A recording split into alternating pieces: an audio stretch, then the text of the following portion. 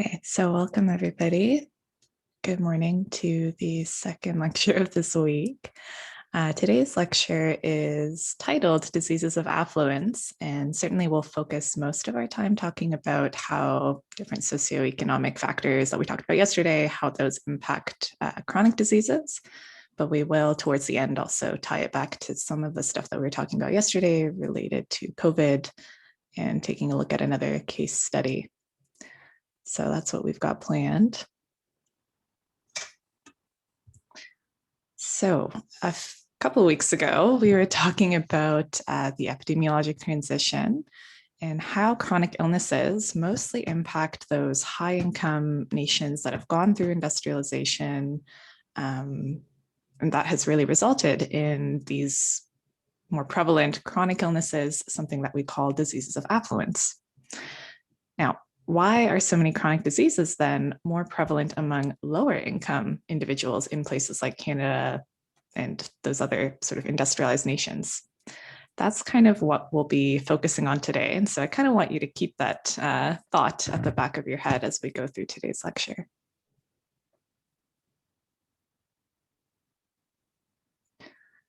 So this is a chart showing the mortality rates for different chronic diseases here in Ontario.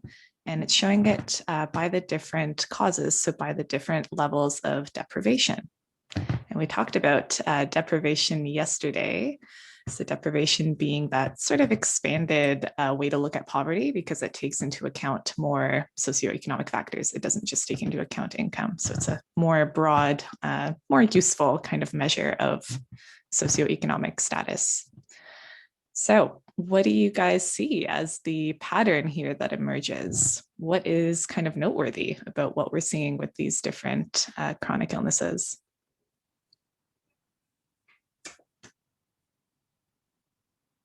What do you guys think? Is there a pattern?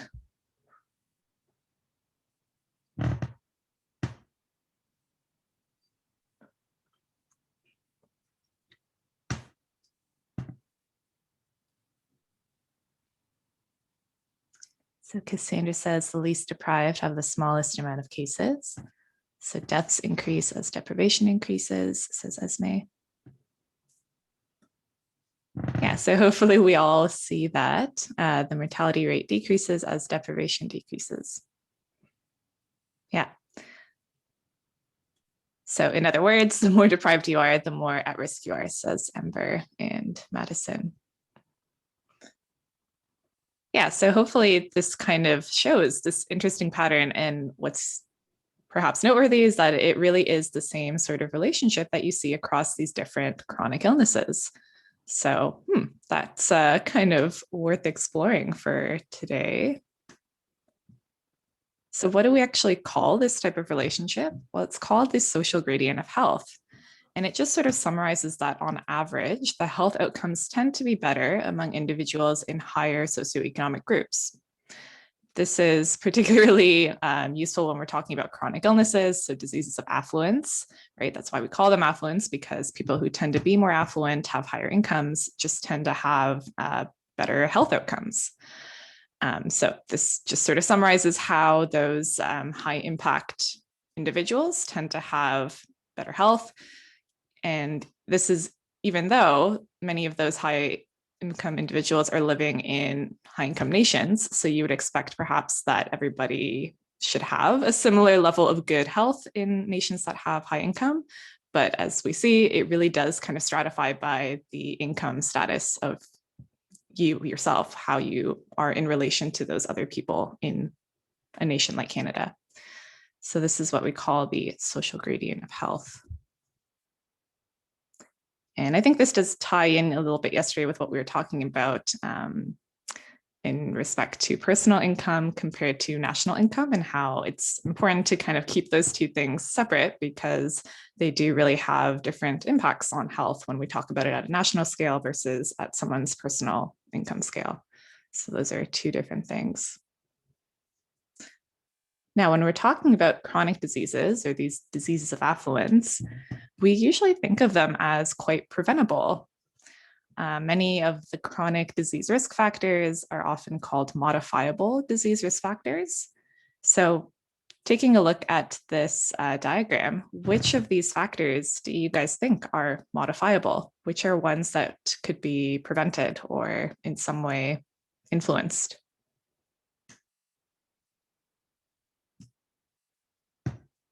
Can all of these factors be modified?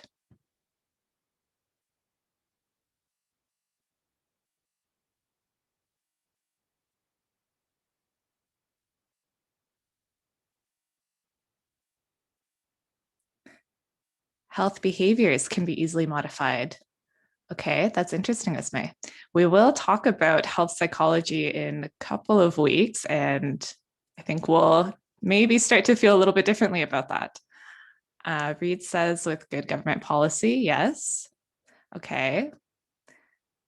So with good government policy, which of these factors could actually be modified? Most of them, some of them, any specific ones? So Nicole says socioeconomic status could be modified. Does everyone agree with that or disagree with that?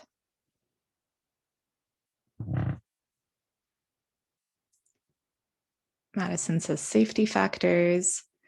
Yeah, so if you're talking about occupational health and people's workplace, you could probably prevent a lot of the types of hazardous exposures that they might be exposed to. And that's a topic that we'll revisit at the end of the term. So workplace safety specifically, yeah. Elisa says the broad features of society would be the hardest to modify due to systemic factors. Yep. Yeah, so hopefully as you kind of look at these different factors that are linked to a whole host of different chronic diseases, maybe you start to think, well, okay, maybe they're not all that easily modifiable. In fact, a lot of them are based on these sort of larger socioeconomic structures, these institutions, which an individual will actually probably have quite little power to change on an individual scale. So I think it was Reed who mentioned health policies. To a certain extent, health policies hopefully address a lot of these types of different risk factors and would improve them for some people who are particularly marginalized, for example. But not all of these factors are that easily modifiable. In fact, many of them are rooted in these large-scale socioeconomic structures that are quite difficult to change, certainly on a short time scale. So this kind of bodes the question of why are some people more vulnerable to being exposed to these risk factors or experience them more frequently than others? And so we saw this slide yesterday when we were talking about health inequality in terms of infectious diseases. And many of the same principles do hold true for chronic diseases. So health inequality can arise due to, again, we were talking about the structural and individual level factors yesterday. So same thing applies for chronic diseases. And specifically, susceptibility to chronic disease is not equal because some populations are more impacted by some chronic diseases than others. For example, you could think about the chronic disease like asthma. We're generally a lot more concerned about childhood asthma because children's lungs are still developing, so they tend to be more vulnerable to air pollution, which makes them more susceptible to something like severe cases of asthma. So that's why some populations, this could be stratified by different ages or different other characteristics, some populations are much more impacted by chronic diseases. Now, when we talk about vulnerability to chronic disease risk factors is also not equal. So some populations are going to be much more likely to experience an exposure or experience some sort of risk factor more so than other individuals might from a different group or different background. So an example like that could be, for example, exposure to food insecurity. And so when you're comparing an urban community versus a rural community, usually you would see that a rural community might be much more vulnerable to something like food insecurity because they're much more likely to experience interruptions to food delivery, for example, or have challenges with fresh food access. And so they have a different vulnerability compared to urban environments that are much more easily accessible by roads, for example, and food deliveries. So hopefully that kind of illustrates these differences here. Now, an important socioeconomic factor that we didn't really get to discuss much yesterday is education. And education, of course, plays a pretty large role on the type of job that you'll get and consequently the type of income that you'll get. But this general relationship of more education, more income doesn't necessarily hold true for every instance, for every scenario. So it really does depend on geography as well as gender. So in this particular figure, this is the annual earnings of men, and it's comparing their annual earnings based on the province as well as based on the level of education they had received. So something that's kind of worth drawing your attention to is that in certain provinces, the difference between a bachelor's degree, so a male who earned a bachelor's degree and a male who earned an apprenticeship certificate, is not that different. They earn a very similar amount of income in an average year. What about for females? Wonder if that would hold true. Interestingly, no. So a quite a different sort of relationship emerges when you look at the same graphic, but for women. So for women, by and large, they earn more if they have a bachelor's degree. But in fact, remember we were looking at the apprenticeship certificate. So women with an apprenticeship certificate tend to earn even less than college degree women who attained college degrees and some who even have attained a high school diploma. So it does really go to show that, as much as we like to assume or generalize that education equals better job, better income, it does get a little bit more complicated than that. And it, of course, does stratify a little bit. So Simnima comments, that's why our parents drill into our head, if you don't study, you don't survive. Yeah. And I think especially in Canada, being the most university educated OECD country in the world, we certainly kind of emphasize the importance of university education. And, for females, that maybe particularly holds true, although for males, they can certainly earn a high income with other types of education, as we saw in the last slide. But so another kind of important thing to draw from this is that the level of education you have and therefore the job that you get also has ties to the type of health that you'll get, because so much of our health benefits, our access to different types of insurance, does come from the type of job that we have. And this might be a little bit less true for the Canadian context, certainly in America, where health insurance is tied to the type of job or the level of employment that you have. That would be more true. But, and hopefully you guys, those of you who've had a tutorial already, we do have some health benefits from our jobs, from our health insurance tied to employment, such as dental. And so, we're not immune to this kind of thing happening here in Canada either. But it does also have these important impacts on health outcomes in terms of health behaviors, health literacy, because of course that is also tied to the type of education that you have. And interestingly, this does have impacts on not only the life expectancy that you expect to see, but also the quality of life. So people with a higher education tend to have more years of their life spent in good health.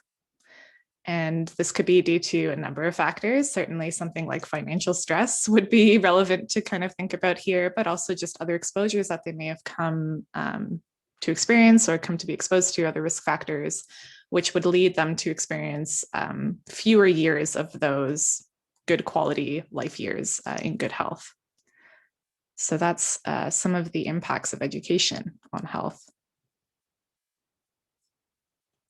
Now, what if people just become less poor over time? What if we make sure that everyone eventually attains a better economic situation?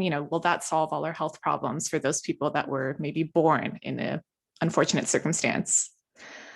Well, research would suggest that no, it's not enough for people to just become more affluent later in life. A lot of studies have linked this idea of deprivation either in the womb, so when a fetus is developing in utero, but also during early childhood, and this being a very important socioeconomic determinant of health. So this just kind of means that social disadvantage or deprivation that you experience even before you're born, as well as during your early childhood, really does impact your health status later on in life, particularly as you are an adult. This is most likely due to links of maternal nutrition, and if the mother experiences any sort of stress, this could certainly play a role on the genes that the fetus will experience. And so this is a study of epigenetics. But also just any type of stress or other hazardous exposures that the child might be experiencing in those early childhood years, so specifically in the first kind of couple of years of their life, are really, really important for the types of health impacts they might experience. So some of those include things like neurodevelopment impacts, as well as impacts on their immune system. And as we know, the immune system has a really important role in influencing your levels of inflammation. And so that could then impact the type of adult health that you experience, certainly the type of chronic disease that you might experience. And an example of this that was really well studied was called the Dutch famine birth cohort study. So what happened there was that at the end of World War II, in the winter of 1944 and 1945, there was a huge food shortage that happened in the Netherlands. And this lasted the entire winter. And so a significant portion of the Dutch population experienced famine due to these food shortages. And so researchers were interested to study, what potential impacts may that famine have had on the health outcomes of the women who were pregnant during that famine, as well as their child as they grew up and became adults later in life. What they found was that not only were these children who were born during the famine quite a bit smaller, which is probably to be expected given that they were malnourished, but also these children had impacts on their health far, far later on in life when they were adults or middle-aged adults.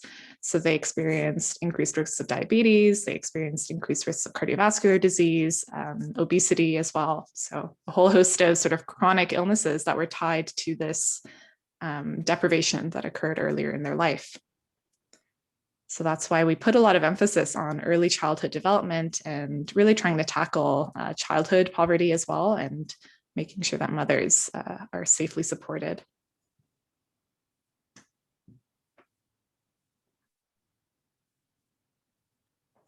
Bye, Regina. Thanks so much. All right, bye, everyone.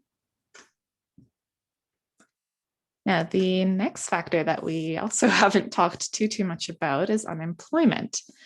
And so unemployment can obviously have a pretty direct impact on your income, right? If you're not working, you're not making money, which can cause poverty. And poverty can, of course, lead to poor health outcomes due to a lack of access to certain services or goods and services that might impact your health, but also causing stress, financial stress, perhaps depression due to loss of employment. And so that can have very direct impacts. But less direct, it can also have impacts on your health outcomes due to the type of benefits that you may have been experiencing. So again, we kind of talked about this, dental coverage being one, especially here in Canada, that is linked often to your work benefits, but also things like prescription medication and mental health coverage are also tied to the types of benefits that you enjoy through employment. They are not provided through something like OHIP, so they're not universally provided.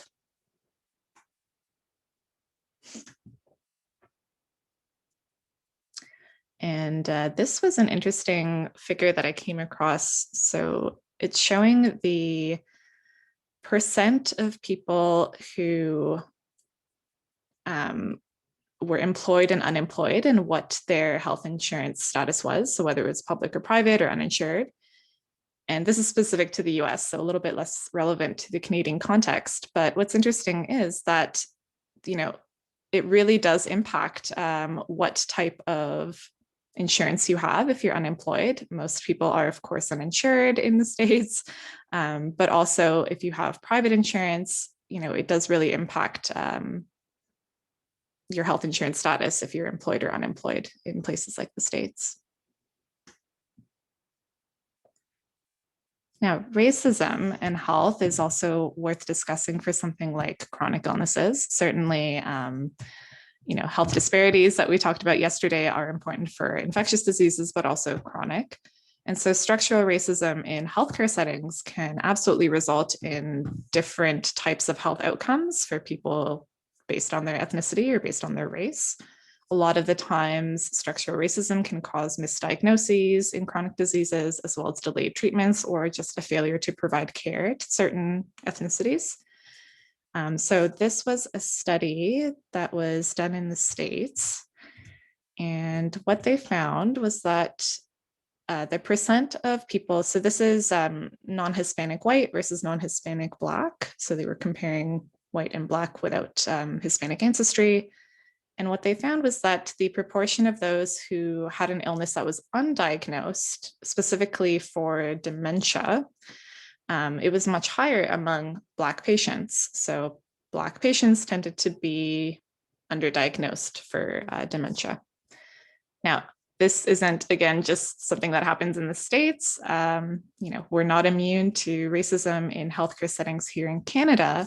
And a recent example of that took place just this past September, so September of 2020. I'm not sure if anyone has heard of the story of Joyce Echaquan, but she was an Indigenous woman who lived in Quebec. She was 37 years old, a young mother. And she went to the hospital one day to seek care for extreme stomach pains that she was experiencing. So she went to her local hospital in Quebec, hoping to get treatment for these pains that she was experiencing in her stomach. But instead of receiving, compassionate care and treatment for this, the nurses at that hospital mocked her. They verbally abused her with racist taunts. And in fact, they administered morphine to her, even though she told the nurses that she was allergic to morphine. Now, the only reason we know about this case of sort of racism in a healthcare setting was because Joyce actually live streamed the entire event on Facebook. She was, in a lot of pain. She wasn't being felt like she was being treated well in the hospital. So she decided to live stream the entire event on her Facebook. And unfortunately, she died soon after. Now, the exact reason for her death is still being investigated. It's not clear whether she ended up dying because of the complications from whatever illness that she was there seeking treatment for, or whether it was maybe tied to that allergic reaction she may have experienced to the morphine. That's still being currently investigated. But 2 staff members at that hospital did later get fired because of what emerged after the video kind of spread virally and people became aware of what had happened to her at this hospital. Now, Indigenous people all across Canada after this kind of took a moment to say, well, yeah, this isn't the only experience of this happening. This happens all the time to us. In fact, we experience a lot of racism in healthcare settings in Canada. So this was not a unique circumstance as they saw it. So it is kind of important to draw light and make sure that here in Canada, we don't kind of pat ourselves on the back thinking that racism doesn't exist and that we, are way better than the States. So we shouldn't talk about these types of things here because, occasionally they do really come to light, and it's important for us to be aware of that and to hopefully do right in the future. Now, I want to also take a moment to talk about stress and the importance of stress on not only infectious diseases, but also kind of comorbidities with different chronic illnesses. So perhaps it's not surprising that many socioeconomic factors can lead to increased stress levels.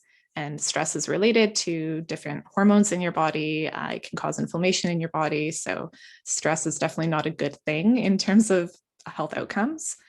So stress can specifically harm the cardiovascular system, the immune system, and it can affect your susceptibility to other chronic illnesses as well as other infectious diseases.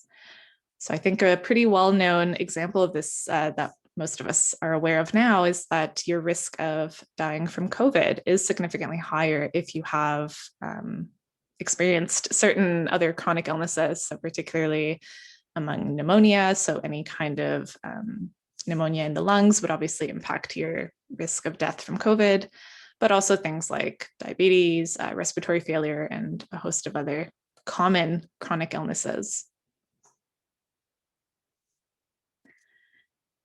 Now, since we were briefly talking about these health behaviors and to what extent they might be modifiable, it's kind of worth putting a question mark there. Are they really modifiable?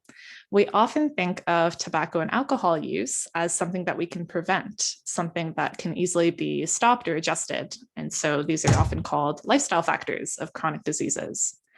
However, addiction and substance abuse has a lot of genetic and socioeconomic components. This is because addiction does have a lot of peer influence. So if someone is born into a family where they see and witness a lot of substance use, perhaps their parents smoke, this is well documented that, of course, you are going to be more likely to take up the habit yourself. But also there have been some genetic links found to particular genes that may or may not increase your predisposition to developing kind of these addictive personalities to begin with. And so that's a bit of a gray area of research currently. But I think this study kind of shows just the importance of peer influence on something like alcohol use and smoking. So this was a study that looked at early adolescent rates of smoking and alcohol use. So we're talking like middle school age children. And so peer influence, what the study authors called deviant peers. So peer influence was actually the strongest predictor that they saw for both smoking and alcohol use among adolescents, young adolescents, as well as a host of other socioeconomic factors that they looked at. So other things like residential stability, neighborhood disadvantage, various other things were also important predictors of substance use. Now, this sort of begs the question of, well, is substance use or is drug use a health determinant, or is it a health outcome? Is it cause or effect? So substance use does vary by some socioeconomic indicators. Certainly by some level of income, you can see that there are different patterns for lower income versus higher income rates of things like smoking. However, substance use does not vary by other indicators such as race. So drugs are used by individuals of all races, and yet the prosecution of drug offenses does vary significantly by race. So particularly in the US, this has become a pretty well-known problem of racism in the policing system in terms of drug-related arrests per 100,000 residents. So this just kind of shows the sheer volume of the difference between Black and white arrests for drug-related offenses, even though, as we saw in the previous kind of figure, that their rates of drug use are very, very similar. So, why does this happen? Well, there's a whole host of reasons why that could happen. Certainly, police profiling could be something that you could talk about, but that is not the focus of a course like this, since we are focused on health. Take a moment to consider that if someone has a criminal history, what impacts that might have on their health. Certainly it would have impacts on their ability to get a job once they're released from prison. And so if you can't get a job, particularly in somewhere like the States, you probably don't have access to health insurance as easily. And again, that would have severe impacts on the type of healthcare that you could access, as well as the health outcomes that you might have. So taking a look at that a little bit more closely, well, what impacts does incarceration have on health? On the one hand, people who go to jail are generally not that healthy to begin with, right? Many prisoners who enter the jail police system are homeless at the time of their arrest. Most of them have only attained about a high school level of education. Most of them already have a higher rate of mental health or substance use disorders compared to general population. And so some would argue that if they enter a jail, a police system, then they might actually receive better care than they would if they were not arrested, were not incarcerated. And there might be some kind of truth to that. Some studies have found that a lot of kind of recent inmates might actually experience a temporary increase or benefit in their health status when they enter a jail because they do have access to more treatments. They maybe are not able to use those drugs anymore. And so that would also have some benefits to their health. However, what happens after they get released? What type of health status might prior felons, for example, experience later down the line once they're released? You would be surprised to know that there's not a whole lot of research about this. So I found one particular study that was looking at sort of the short-term changes in their health status in the few months post-release. And so what they found was that, especially in the first week after an inmate was released from prison, they experienced things like increased rates of hospitalization, certainly for psychiatric disorders, and as well as other sort of acute emergency room department visits. But there's not a whole lot of research that looks into what potential impacts they might have longer down the line. So a couple of studies did find that the risk of chronic diseases did tend to be a little bit higher after many years post prison. Madison says, there have been reports where homeless individuals commit petty crimes so they can receive food and shelter. Yeah, actually, I have a friend of mine who works at a jail. So he always kind of tells me about the interesting stories that take place at the jail. But yeah, so unfortunately, some of them do enter the jail system just to be able to receive sort of safe and adequate housing for the night. But so the risk of chronic diseases after that has been linked to the stress that many of these inmates endured in prison or perhaps even prior to prison, and how that might be able to have impacts on their rates of chronic disease later in life. But certainly their access to primary care, as we said, prior felons might have issues kind of securing a good job. And so that would certainly have an impact on their health status later in life.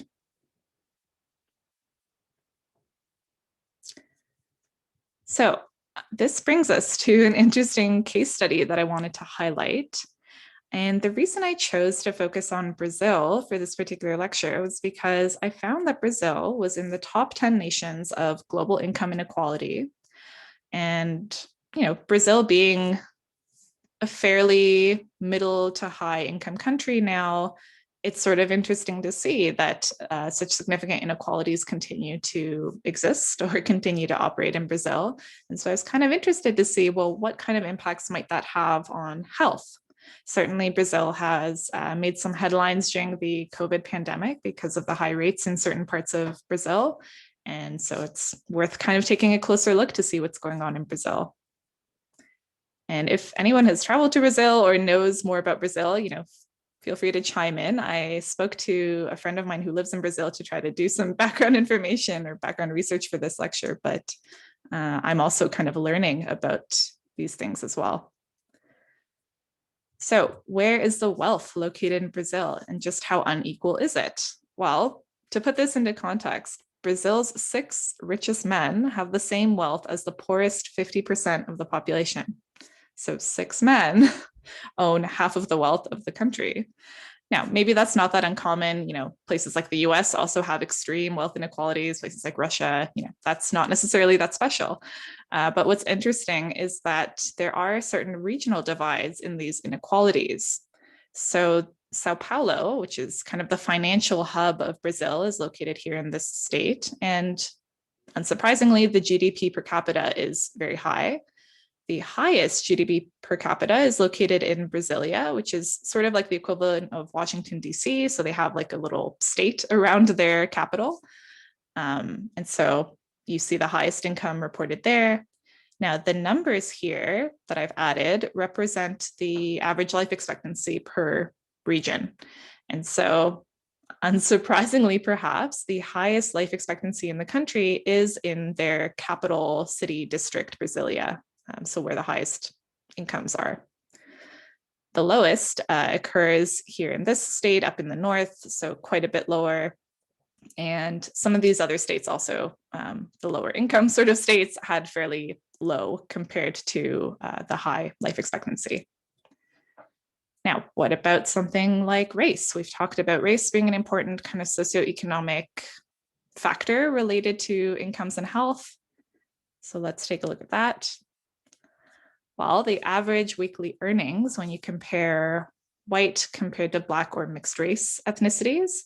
So the average earnings for white individuals in Brazil is almost double that of those who identify as Black or mixed race, right? So 194 of weekly dollar earnings compared to 113. Now, just to kind of put that into context, the authors of this study added what it's like in the US. And so even though the US also experiences some pretty intense racial income disparities, it's certainly not as bad or as extreme as the case of Brazil.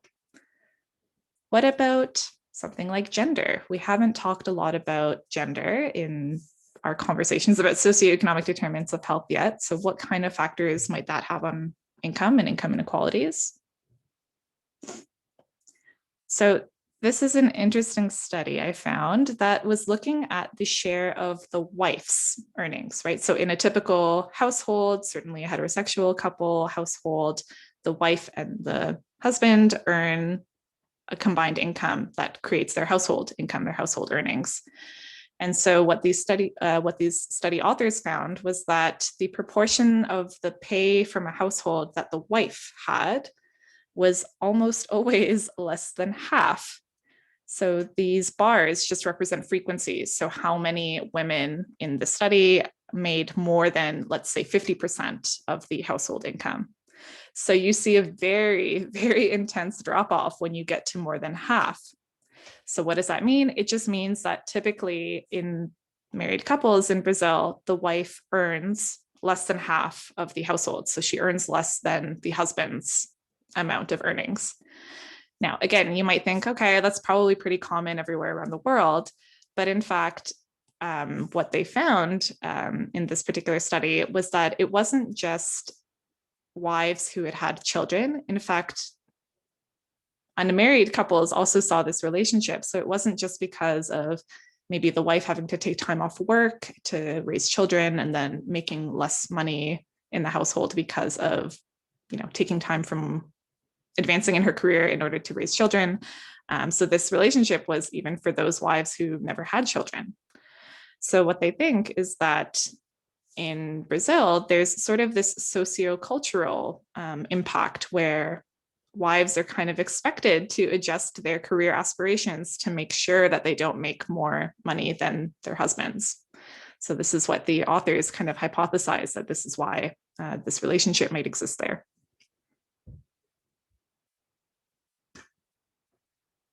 Yeah, something else that's I think maybe a little bit infamous when we think about places like Brazil is these favelas. And so kind of post World War II, there was a huge rapid growth in the cities, the major cities in Brazil, like Sao Paulo, like Rio de Janeiro. And so Brazilian cities kind of developed these informal kind of urban settings where, people by incomes tended to be separated into these segregated parts of the city. And so this is a bit of an extreme example of one of the favelas that developed in Sao Paulo, literally right next door to a very kind of high income neighborhood. And so, the provision of a lot of urban services, things like sewage, things like drinking water, are impacted by these divisions. And so because a lot of the favelas kind of sprouted up informally, many of them are deemed illegal by the cities because people just sort of build them haphazardly without building codes or anything like that. Many of them sort of build structures on top of one another. Many of these arrangements are kind of illegal and face discrimination, certainly from some of these other more formal neighborhood settings, but also just don't experience the same access to a lot of basic kind of urban services that you and I would be used to. Now, who lives in a lot of these favelas? Well, it's predominantly members of racialized communities. And so whether that's Black or mixed race, some Indigenous as well, these are people that are disproportionately represented in many of the favelas in these cities. And this is also due in a large part due to inequalities in educational opportunities as well as job market opportunities. And so many of them sort of collect and live in these informal settings in order to form kind of their own community away from that mainstream higher income community, sometimes right next door. Now, what kind of impacts might that have on health? Well, we talked a little bit about this yesterday in terms of housing and poor quality housing. Certainly that can have impacts on infectious disease. but also it has impacts on chronic disease just due to the poor access of care that exists in many of these kind of informal settlements. There's also typically longer commutes to work and services because many of these have developed in sort of streetscapes that aren't serviced by regular public transit, right? The streets tend to be very narrow. They're informal settlements. And so it's not like they have subway stops that are able to be built inside these favelas. Many of the access to them is quite limited. And perhaps unsurprisingly, favelas were very hard hit by COVID-19. And in fact, the true extent of COVID is kind of a mystery in many of these favelas because there is a lot of underreporting. Access to testing was really, really difficult to deploy in many of these favelas. Some of them, of course, didn't have a whole lot of medical clinics. So, you couldn't necessarily set up these sort of formal public health programs or interventions in order to track the spread of COVID-19. And so what many doctors or clinicians had to do that do service these favelas is just take a look at the proportion of deaths that were occurring in these communities to see, are we experiencing many more deaths than we did this time last year? How might that be impacted by something like COVID-19?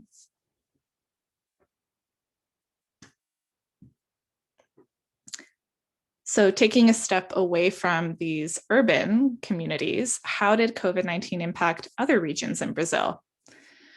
So this map, the colors show sort of the prevalence of COVID-19.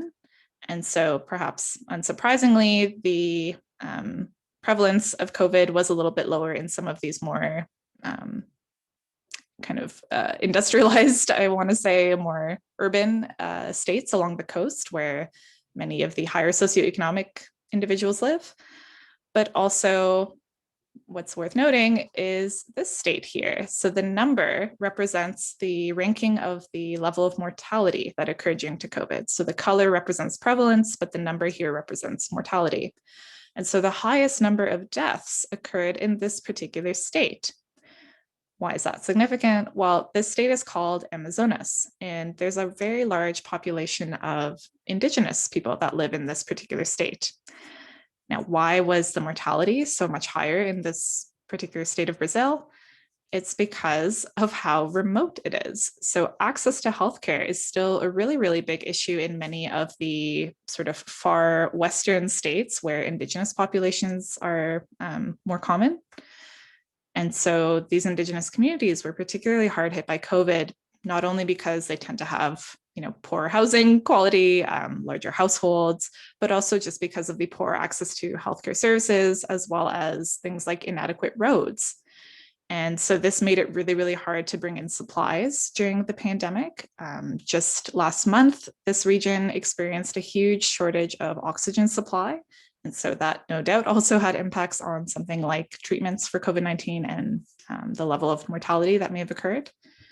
And so this is something that Brazil really struggles with, similarly to, I think, many of the struggles that Canada experiences.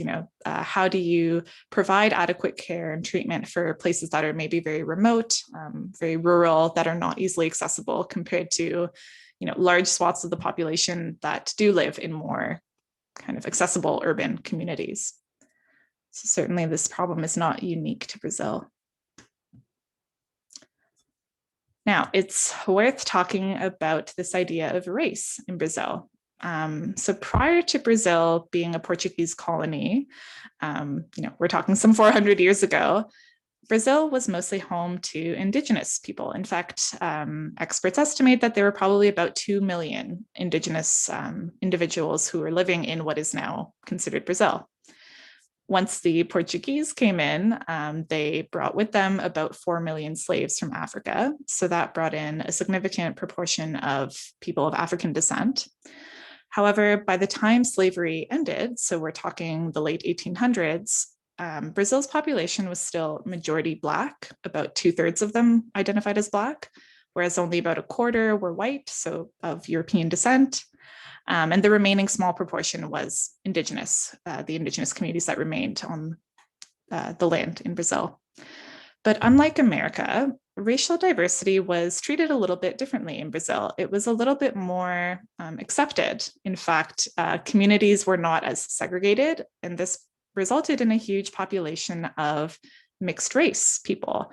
So it wasn't like, people of African Black descent were not allowed to interact with whites. In fact, they did kind of cohabitate post-slavery. And so this resulted in a large proportion of people being or identifying as mixed race. Now, it's important to remember that race is a social construct, right? There's no biological differences between Black or white or mixed race. There's no reason that the genes would somehow determine health differently.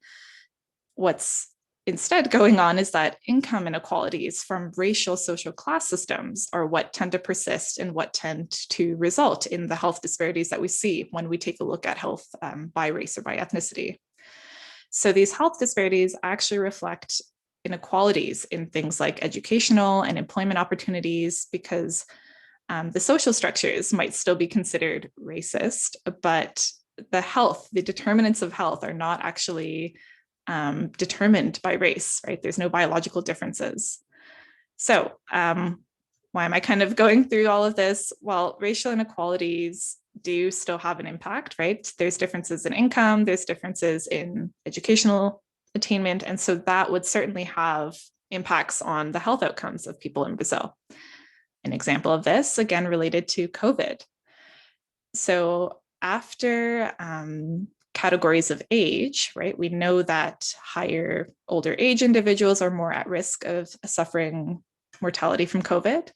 But once you take into account age, the next most important predictor for COVID mortality was whether or not you were mixed race, as well as Black and neurological disease. So it's kind of interesting to note that, ethnic group does really play an important role in determining what kind of health outcome you might have, certainly for something like COVID, but for a whole host of other diseases. Now, it's worth also highlighting this gender kind of inequality. Brazil is well known for having a really, really large workforce of domestic workers, particularly female domestic workers. In fact, they make up the second largest occupation for women in Brazil. And the majority of these women are Black. They identify as Black. And so these are very traditional occupations. Sometimes they're precarious. Maybe they're not very stable because women will often have to visit multiple residences, multiple homes in order to come up with a weekly sort of minimum earning. But there's also a huge unpaid labor gap because social norms do still dictate that women traditionally are the ones that take care of household chores, they take care of childcare. And so these types of cultural sort of traditions do still persist. But what's interesting is that pregnancy, we know, is a pretty important risk factor for COVID complications, right? Pregnant women, unfortunately, do tend to suffer some pretty intense negative outcomes if they are infected with COVID.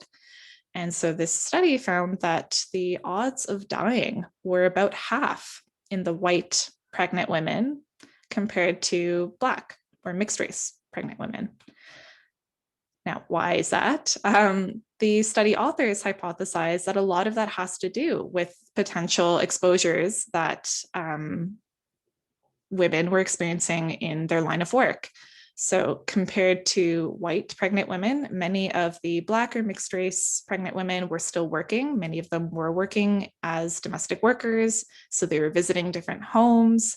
And they think that that's actually how COVID spread to the favelas in Brazil. So they think that because many of these women were working in sort of the high income households outside of the favelas, that they were exposed to the virus from the households that they were working in, and they brought the virus into the favelas. And so that's kind of what they think happened in terms of these health disparities between Black and white, or mixed race and Black and white pregnant women.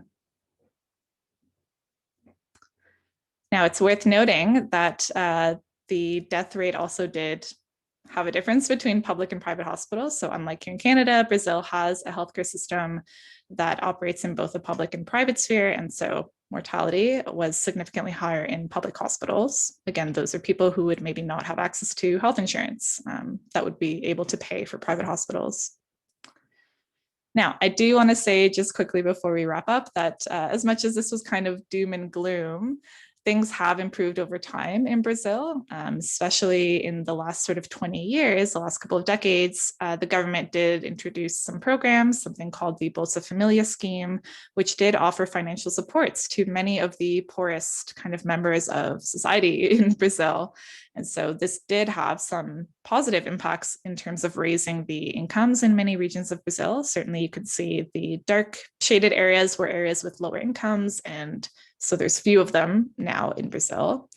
This also resulted in some kind of unique economic sectors. So for example, up here in the north, the government allowed mining development to really kind of escalate. And so that brought about a huge rise in income in this particular region. So on the one hand, good for income, maybe not so good for the environment, but that's also worth noting. So before I finish off, I just think it is worth kind of noting that a lot of these things that we're talking about, it's not enough to just throw money at problems. It's not enough to just sort of institute policies without having an understanding of how many of these socioeconomic factors are intertwined, how they influence one another, and how you really need to address a whole host of kind of issues in social structures, in economic structures, in order to actually improve health outcomes on the ground. So that's kind of worth noting. Now, just a kind of quick heads up, we're going to have a guest lecture next week. So next Wednesday, a week from today, and we'll be talking about next week healthy architecture as well as therapeutic landscapes. So that will sort of introduce the next assignment. And so on Wednesday, we'll hear from that. Reed says there's a very good documentary called In Sickness and in Wealth on a streaming service called Canopy through the Mac Library. Great. Yeah. So if anyone's interested in what we've been talking about in this week's lectures, certainly go check out that documentary In Sickness and in Wealth. Thanks for that, Reed. Okay, so I'm going to end it there. I think we went a couple of minutes over time. Oops. But certainly let me know if you have any questions. I'll stick around.